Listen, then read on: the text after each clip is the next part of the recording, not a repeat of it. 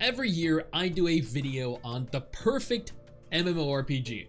What I define the perfect MMO to be. Admittedly, the reason I do this is because at the end of the day, as I continue to get older, as I continue to play a more diverse roster of games, my tastes evolve, which is in some instances for the better and some for the worse.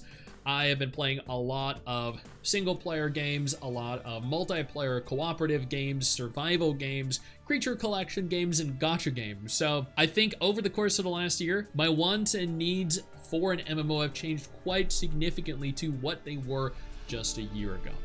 The reason I'm doing this video is because I happened upon a thread over on Reddit titled "The Theoretically Perfect MMORPG," which sparked my interest once again.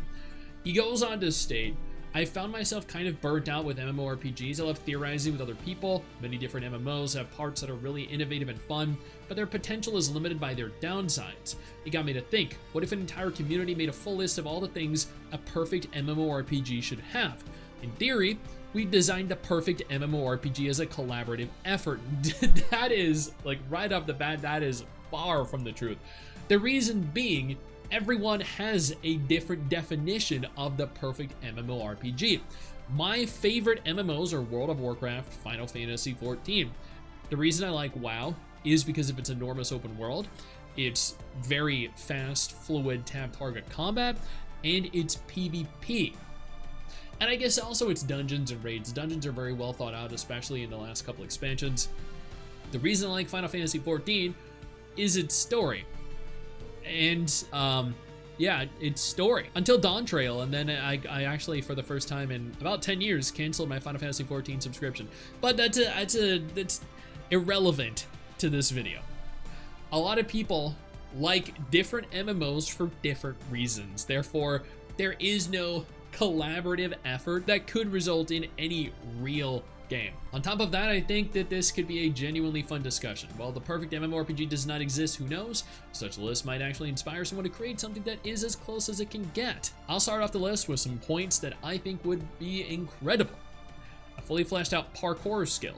I like to see it as something we can train and enhance over time. Free running, climbing, sneaking around, that kind of thing encourages a desire to explore off the beaten path. I'm actually okay with this. And interestingly enough, this is already being done in gacha games. I don't know how many of you know of Ananta, but they're introducing the Spider-Man slinging across the buildings feature traversal method.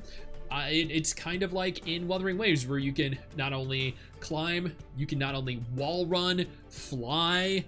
Like, there are so many interesting methods of traversal that are being implemented in gacha games lately that I really think should also be implemented in MMOs, but are not. So I definitely agree with this.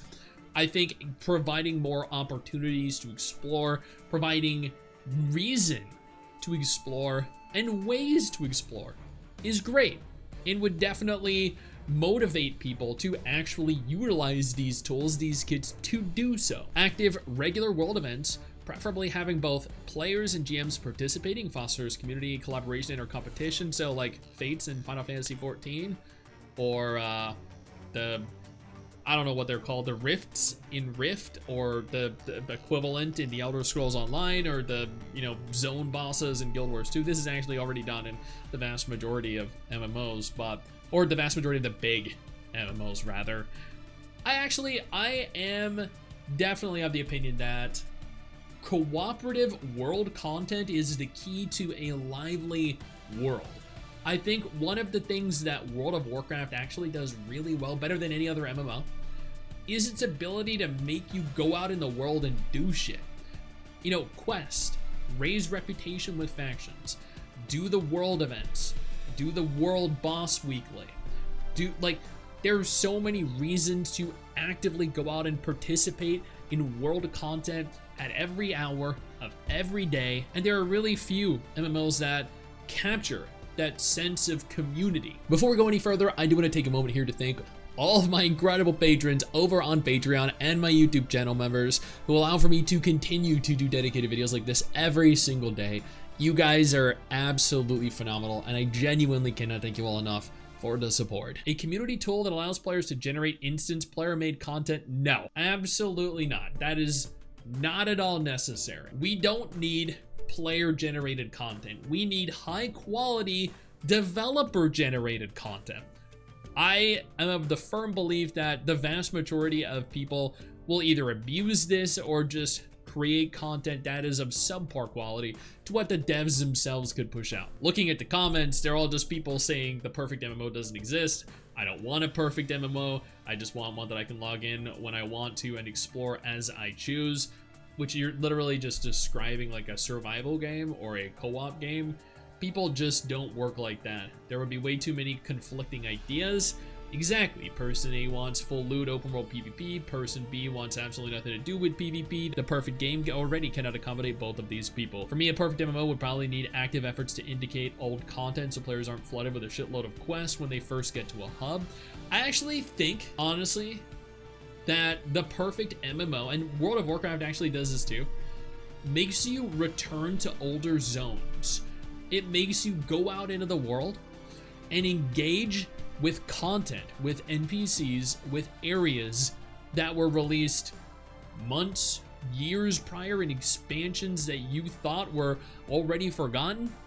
I think a lot of people would be more than happy going back through old content, providing a reason to actually engage with old content.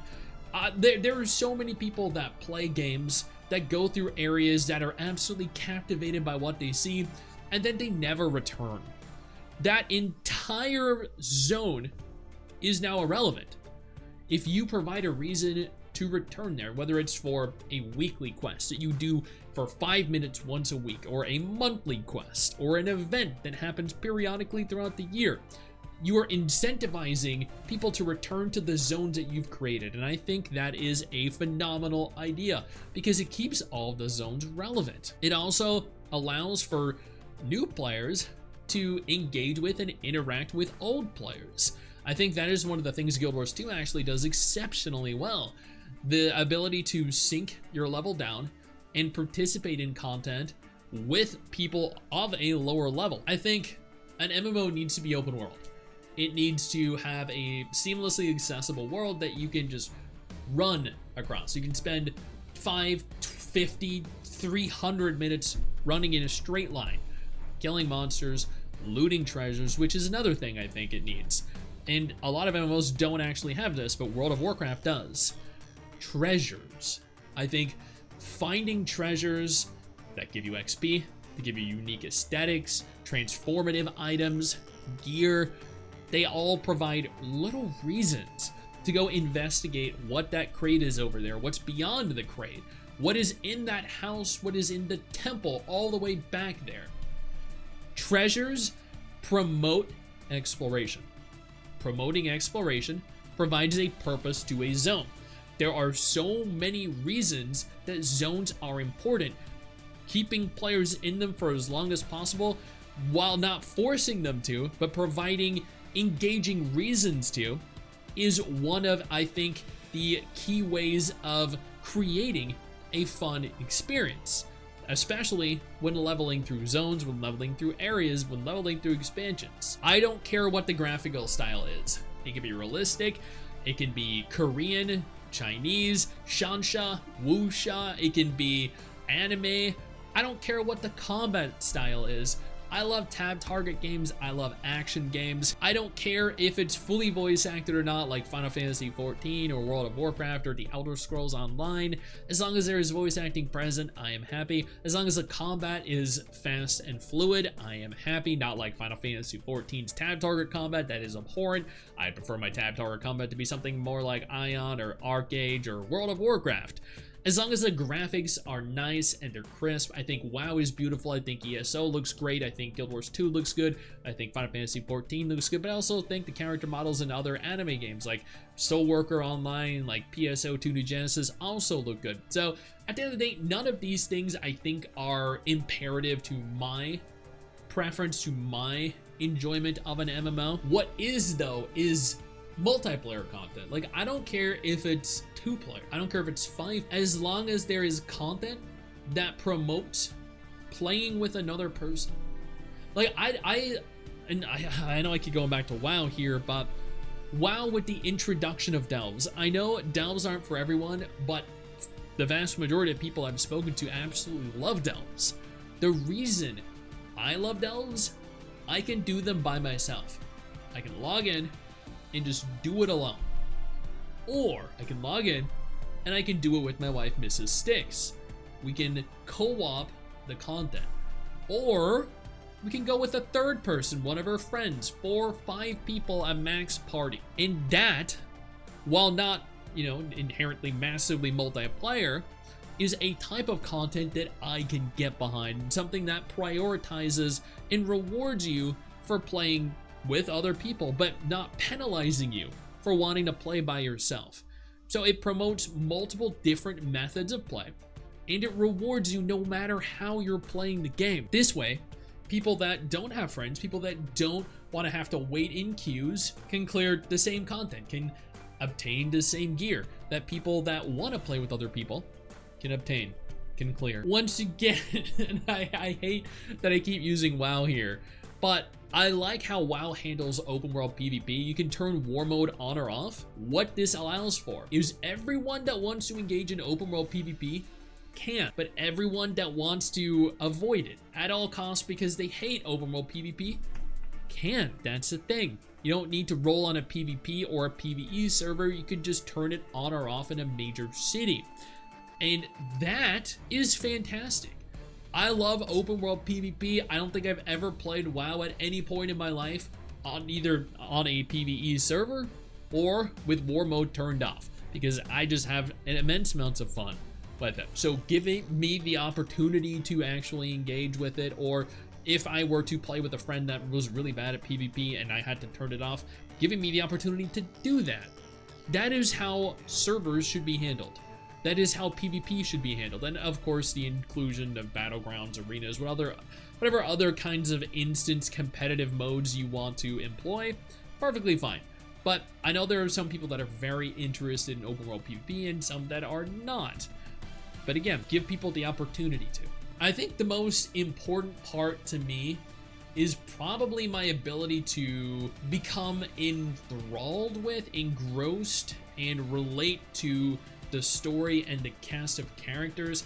I think that's a great thing. Or I feel like Guild Wars 2, The Elder Scrolls Online, World of Warcraft, Final Fantasy XIV, they all have a cast of characters that you grow to like, that feel like actual living, breathing people. But then there are games like Black Desert and the majority of other MMOs that don't have that. They don't have that core cast of characters, and you feel like you're just a person in a world. Story is very important. I think it's imperative to my enjoyment of a game.